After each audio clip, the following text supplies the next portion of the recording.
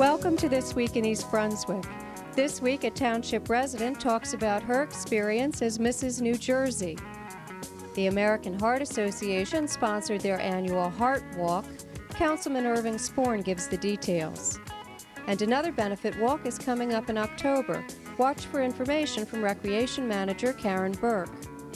Sharon Karmazin, Library Director, returns with more details on how to use the library's public access catalog. All of this and much more is coming up, including the Zimmerli Museum's current exhibit, what's happening with Plays in the Park, and our regular council review. But first, here's a quick preview of Channel 8's schedule the week of October 12th. Monday morning, kick up your heels and work on your legs with Lenore Kulick on Look Great, Feel Great at 10. At 10:30, discover stories about explorers with children's librarian Lucretia Lipper on Stories from the Library. Tuesday evening, tune into Channel 8 at 8:30 to learn about the candidates for mayor. Let our candidates forum help you decide how to vote. Dabble with children's crafts and learn how to turn ordinary household trash into creative artwork on Wednesday night at 7:30. Dolly Vasta learns from guest Jackie Pliskin on For Art's Sake. Also on Wednesday night, the Arts takes you to the Barron Arts Center in Woodbridge. That's at 8 o'clock. Thursday, join us again for This Week in East Brunswick at 7 and at 8 o'clock. At 7:30, join Patty Sullivan for a discussion on politics, then and now. That's on Aging Aspects. Thursday at 8:30 is your opportunity to learn about the candidates for East Brunswick Township Council. Watch the Council Candidates Forum recorded at the library. Be sure to watch the Channel 8 Community Bulletin Board for programming of high school sports and for other community events. Ladies and gentlemen, Mrs. New Jersey America 1992 is number 37, Wendy Sommers.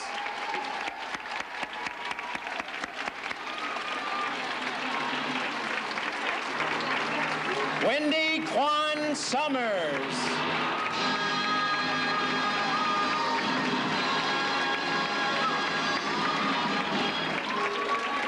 Over there. Is that on your paper?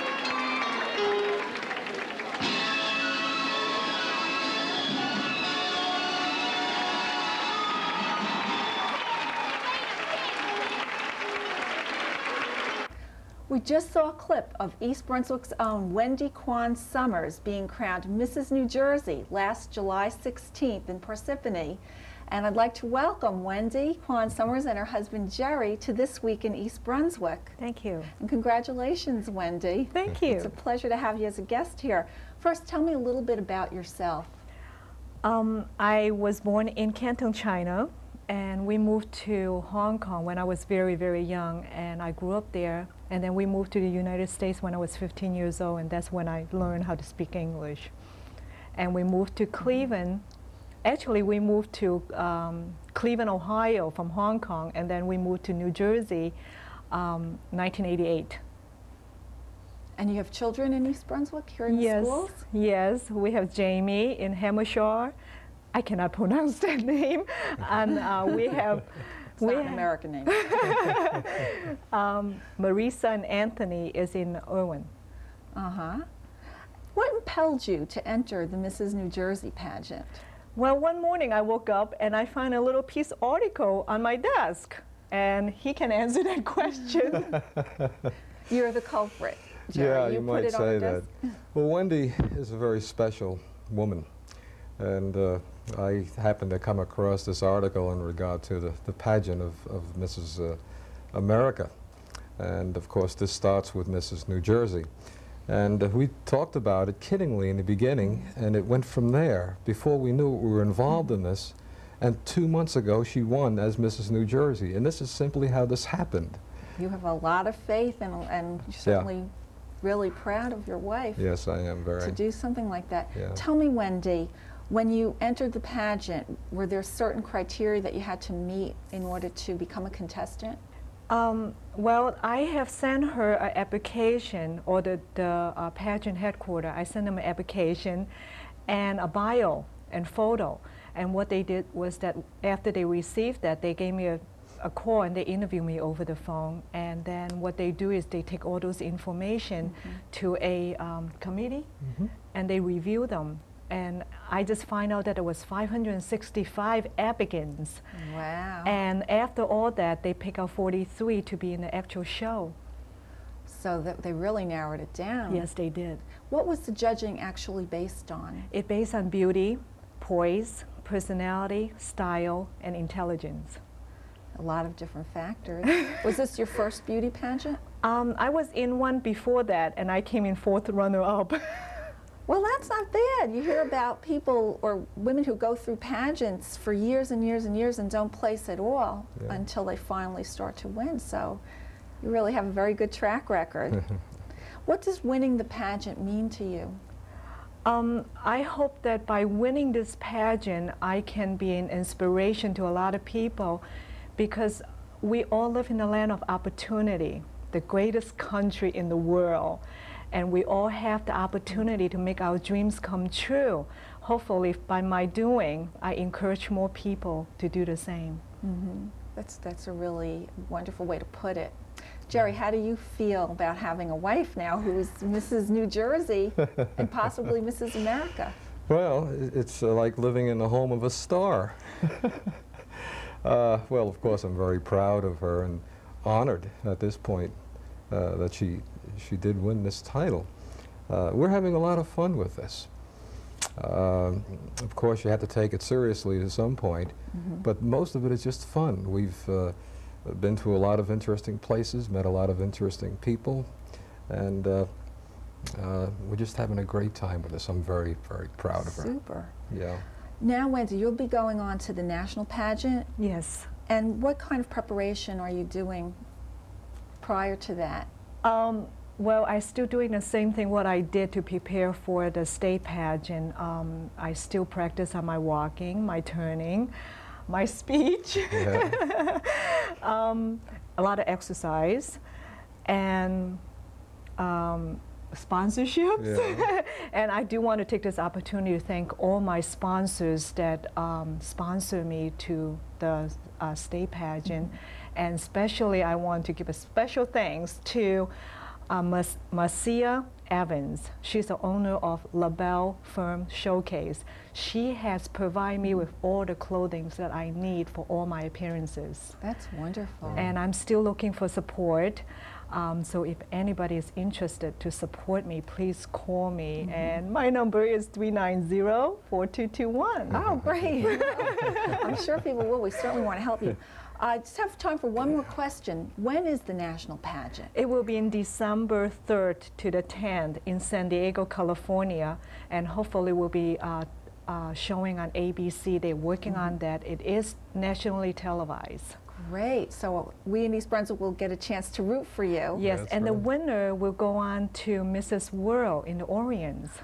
Oh, how exciting. Yes. Great. Well, we're all rooting for you, Wednesday, and it's just been a pleasure to have you as our guest on This Week in East Brunswick, and you Thank too, you. Jerry. Thank you Thank very you. much. Lots of luck to you. Thank you. Thank you, Sandy. Hi, I'm Dolly Vasta with a theater update for you all on October 15th, 16th, and 17th at 8:00 p.m. at Roosevelt Theater in Edison, New Jersey. That's Place in the Park, if you will remember. Half Horse and Half Alligator will be presented, and it's starring Bill Mooney, our own Bill Mooney from East Brunswick, whom you all remember as Paul Martin from All My Children. Bill is a wonderful actor, and I'm sure you'll enjoy the show. Tickets are $4 and can be purchased at the box office the night of the performance, or you can go down there ahead of time and pick them up. In fact, we've got a little snippet of Bill doing one of the stories from Half Horse, Half Alligator, which he taped on my show a year or so ago. So stay tuned and watch it. See you there. When the railroad first built into Tucson, Pete Kitchen and some of his sidekicks was terrible proud of the fact. They were sitting around Fred Mace's Palace Saloon, hoisting them regular and blowing about what a hell of a great town they lived in, and how New York and Frisco wouldn't amount to much, being so far away from Tucson. Finally, Pete got the idea that maybe they ought to send out a few telegrams, let people know that the railroad had sure enough reached Tucson. Now, some maverick thought they ought to send the President of the United States a wire, but Pete says if the main boss of the USA didn't already know about it, he's sure too dumb to be wasting telegrams on. Well, finally, Pete got the reasonable idea that maybe the Pope, being so far away in Europe or wherever the hell he hung out, might know about it yet.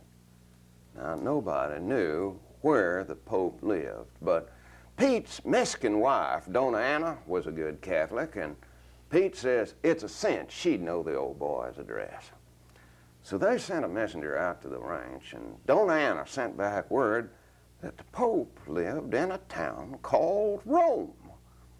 Well, they used up about 20 telegraph blanks doping out the important message, and finally got her fixed up reading Tucson, Arizona Territory, to Pope Leo XIII, Rome City, Europe. Dear Leo, the railroad has done reached Tucson. Signed, Pete Kitchen.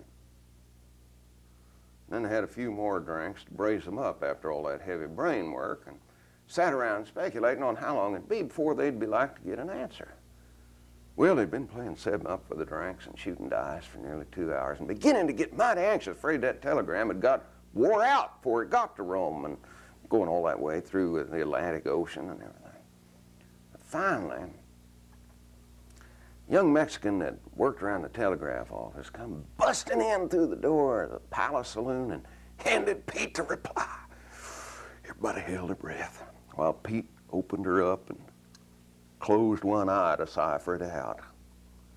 Then he looked about as sour as a horn toad and handed her over to the barkeep to read out loud. The message was, Rome, Italy, to Mr. Pete Kitchen, Tucson, Arizona Territory. Mr. Kitchen, I am plumb glad to know the railroad has reached you, but where in hell is Tucson? Signed, Pope Leo XIII. Of course, some of the boys had captured and bribed the messenger on the way to the telegraph office with Pete's telegram and wrote the phony one that he got a couple of hours afterwards, but Pete held a grudge for the Pope as long as he lived. Hi, I'm Jennifer Enton, and I'm here at Johnson Park for the Middlesex County Heart Association American Heartwalk. With me is Anne-Marie Jarka and Irv Sporn. Anne-Marie, what's your title in this event? I'm the Community Service Director for the Middlesex County area of the American Heart Association. And I have been coordinating with other volunteers every aspect of this event that was necessary to pull it off. And Irv, how are you involved? I'm the president of the Central Middlesex Franklin Division of the American Heart Association. And I'm here as a volunteer to make sure that the American Heart Association alerts the people to the need for walking and at the same time raises funds so that we can carry on our program. Anne-Marie, what types of things happened here today? Well, starting at about 7:10 this morning, High Grade Beverage showed up with their magic truck, and Paul Goldberg of UFO Hair Salon showed up with all the logistic things necessary. About 8 o'clock, I would say a good 20 volunteers showed up, started taking signs to post them throughout. About 8:30, a half an hour before we were expecting them, I would say a good 150 walkers showed up, handed in their money, and hit the trail. And what is the purpose of the Heart Walk? Well, actually there are two purposes. Back in July, the council came out that exercise is the fourth important, there were three prior, now there's 4 ways that you can prevent heart disease, and walking exercise is one of them. So one of the main focuses of today is, as Irv said, showing people that walking at any pace, but getting out there and walking can reduce heart disease. The second, of course, is to raise dollars for heart research. How much money do you expect to raise today? I had kept my fingers crossed for $20,000, and I believe as of about 10:30 we surpassed that by a good $2,500. So I'm thrilled. My volunteers came through for me, and I am so thrilled. I would like to add to that the fact that several of the East Brunswick employee associations contributed significantly, namely the Municipal Employees Association, the PBA, and the SOA.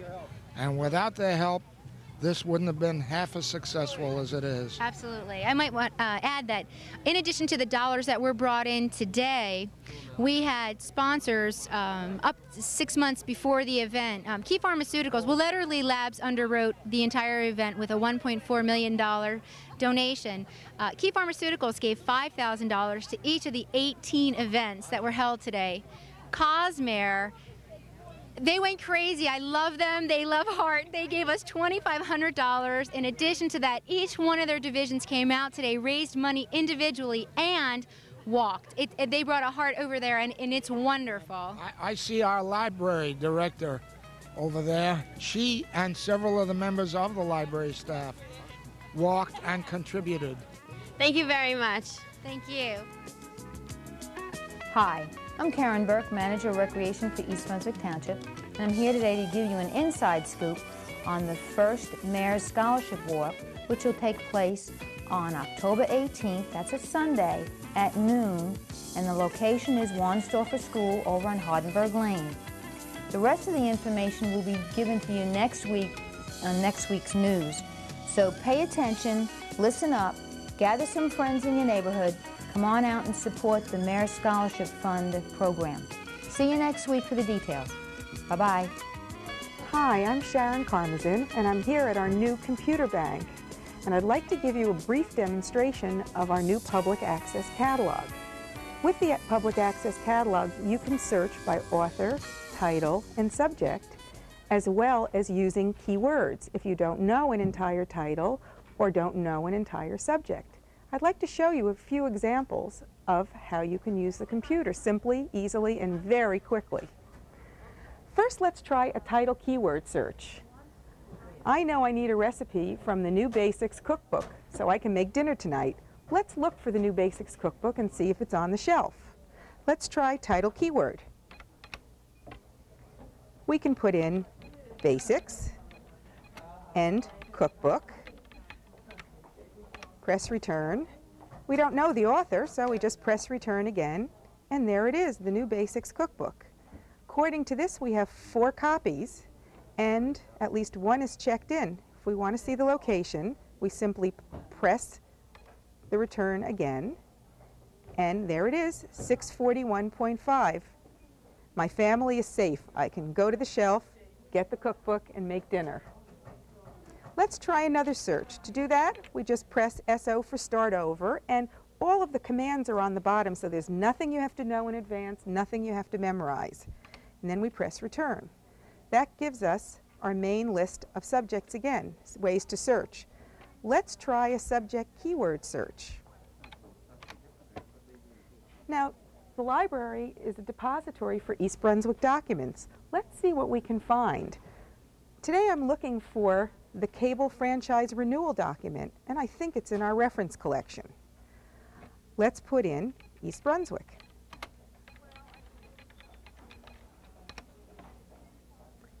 Wow, we have a lot of East Brunswick documents. This shows we have 223 items that have the word East in them, and 85 that have Brunswick, 85 that have the two together. So let's take a look at those. And there it is, under Cable Television, East Brunswick, New Jersey. Store Cable Communications Application for Renewal Consent. At your fingertips in just seconds. So we invite you to come in and try the new pack. You can do it yourself with the simple prompts at the bottom of the screen, or else come over to the reference desk. We'll be happy to help. I want to welcome you to the Jane Voorhees Zimmerli Art Museum at Rutgers University in New Brunswick, New Jersey. Starting from now and ending on November 29th of this year is the exhibition From Pizarro to Picasso, Color Etching in France. It's the first exhibition that deals with the investigation on the part of a number of artists at the end of the 19th century in France and the technique of printing in color in etching. Etching is a process in which one incises in copper plates or zinc plates. And there are a number of artists that began doing this around 1890, such as Pizarro and Mary Cassatt. But by the end of the 90s, more than 70 artists were very much involved in this process, and it began a whole movement of artistic expression in the very exciting period of post-impressionism.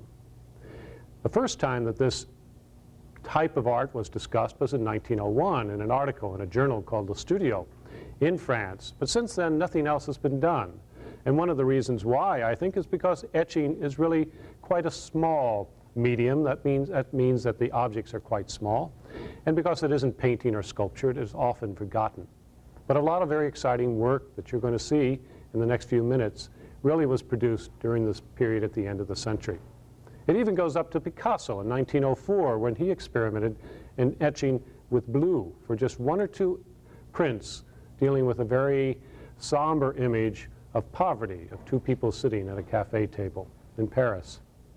It all began in 1873 when Félix Bracquemond began to experiment in etching in 4 colors from 4 plates, red, yellow, and blue, the primary colors, plus black, for the subject of a garden in the Bois de Boulogne, just on the outskirts of Paris. His attempt, however, did not influence many artists at that time, and it really wasn't until the end of the 70s that Camille Pissarro, with the help of Edgar Degas, began to experiment in printing his landscape etchings using one color, either red or blue. For the inspiration of red or blue, they looked to Japanese prints, and they were trying to create an impressionist image by using one color. In the 80s, several artists will also begin to experiment, such as Félix Bracquemond and Henri Guérard, and beginning to learn that etching is something which has various ways of being created, and they began working with multiple plates as well as hand coloring one plate in order to produce, by printing only one time, an image which will have many colors in it. But it was really in 1890 with Mary Cassatt, when she created a series of 10 etchings dealing with mother and child themes primarily, that the movement began. And it was she that explored the process most strongly at this time. And it is her use of the different techniques of color etching that is to be most influential during the 1890s and the beginning of the 20th century. In 1879, it was Pissarro who began printing with one color in blue, and this process of printing in blue continued through the 80s and 90s and ended with Picasso in 1904. While Picasso ends the exhibition, and Picasso really is the first major artist of the 20th century, it is Pissarro, as we saw, is the first major artist of the Impressionist period that begins the exhibition. And they use the medium in a very subtle way, using one color of blue. But during this period between Pissarro and Picasso, 50 artists are shown in our exhibition using color to the utmost, combining many different types of color relationships in order to create impressionistic, symbolistic, and realistic views in France at the end of the 19th century. This exhibition has been organized with the Bibliothèque Nationale in Paris, the National Library in Paris, and it is 60% of the collection comes from the Bibliothèque Nationale and 40% from the Zimmerli Art Museum. It's the first time that a Paris institution of this size and this type has collaborated in this way. We're proud to have this exhibition here, and we hope that you will join us and visit our cafe and our museum store. The hours are from 10 to 4:30, Tuesday through Friday, and 12 to 5, Saturday and Sunday. We're closed on Monday. Thank you. Hello, I'm Josiana Bianchi, coordinator of the Friends of the Zimmerli Art Museum, and I'd like to welcome you to the new Zimmerli Art Museum store. The museum store has expanded to 3 times its former size and now offers gifts, crafts, and jewelry from all around the world. Shelves will display merchandise ranging from museum reproductions to handicrafts. Jewelry selections include items of yesteryear and today, handmade agate bowls from Afghanistan, hand-painted ornaments from China, petit-point pillows from France, hand-decorated pens, and Russian nesting dolls are among the items that will offer a broad choice to visitors. Patrons and friends will receive their usual discounts. The museum store is open during museum hours. At Monday night's Township Council agenda meeting, in the public portion, school board member Dr. David Seiden approached the council to ask them about recycling motor oil. So a few weeks ago when I changed the oil again, I went the other direction and went to a station, another station. The same thing happened to me. And then finally came upon a station in Milltown, not even realizing I was in Milltown. It was just on the other side of Riders Lane. And he said to me, well, we don't take it, but why don't you just go down the road to the Middletown municipal building, and there's a tank there, and they'll take it. Now, I've since looked into it and found that there is indeed a place in East Brunswick where I can dump the oil. Dr. Seiden asked the council to notify attendants at the gas and service stations in East Brunswick of the oil drop-off tank at the Public Works Garage on Harts Lane. He felt that if the employees of these businesses would tell customers of this facility rather than turn them away, they would eliminate the risk of people dumping oil into the sewers and streams in town. The mayor and council agreed that they would notify service stations. In other council news, George Carlson, chairman of the East Brunswick Water Advisory Committee, expressed concerns with the proposed contract between the township and Middlesex Water Company. The Water Advisory Committee voted on and approved the contract at its last meeting, despite claims by Carlson that the committee didn't have enough time to review the final draft of the document. Township Finance Director Lou Neely stated that the committee had reviewed and approved several drafts of the contract before the final draft was approved. Neely also said that the contract states the township can terminate the document in the future if they are dissatisfied with it. Councilman Joe Hudak asked about the possibility of privatizing the water system in East Brunswick. Lou Neely explained that in the long run, privatization of the water utility would raise municipal taxes and would also raise consumers' water rates. That's all for now, but we leave you tonight with two special groups of visitors that came to the Channel 8 studio this week.